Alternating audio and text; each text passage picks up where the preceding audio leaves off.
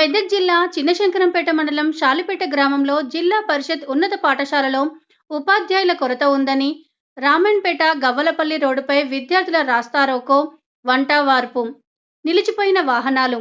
జిల్లా అధికారులు ఉపాధ్యాయుల కొరత తీరుస్తామని హామీ ఇచ్చే వరకు జరిగేది లేదంటూ భీష్మించుకొని రోడ్డుపై బైఠాయించిన విద్యార్థులు.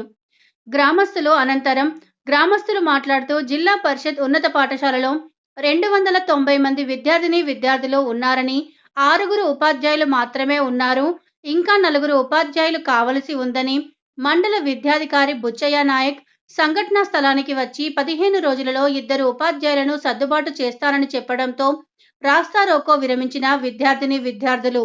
జెడ్పీహెచ్ఎస్ హై స్కూల్లో జెడ్పీహెచ్ఎస్ మారి నుండి ఇద్దరే హై స్కూల్ టీచర్లు, ఒకరు మ్యాథ్స్, ఒకరు తెలుగు మొన్నటి వరకు వేకెట్ ఉంది. ఈ ఖాళీలలో తెలుగు నింపారు. 2 టీచర్లు మాత్రమే అవైలబుల్గా ఉన్నారు. మిగతా సబ్జెక్టులకు ఒక్క టీచర్ కూడా లేరు. మిగతా సబ్జెక్టులను డీల్ చేస్తుంది ఎస్జిటి టీచర్లు డీల్ చేస్తారు. సరిగా చెప్పకపోవడం వల్ల విద్యార్థులు లాస్ట్ ఇయర్ చాలామంది విద్యార్థులు ఫెయిల్ అయిపోయారు. దయచేసి ఈ సంవత్సరం తగినంత మంది ఉపాధ్యాయులను ఈ స్కూల్కు ప్రొవైడ్ చేయాలని విద్యార్థులు స్కూల్ ముందు నిల్చొని బైఠాయించి నిరసన తెలుపుతారు. దయచేసి ఈ విషయాన్ని ఎండిఓ గారు కానీ, కలెక్టర్ గారు కానీ అందరూ దృష్టిలో ఉంచుకొని ఈ స్కూల్కు తగినంత మంది ఉపాధ్యాయులను ప్రొవైడ్ చేయగలరని విన్నవిస్తున్నాం. దయచేసి విద్యార్థుల బాధను అర్థం చేసుకోగలరని కోరుతున్నాం.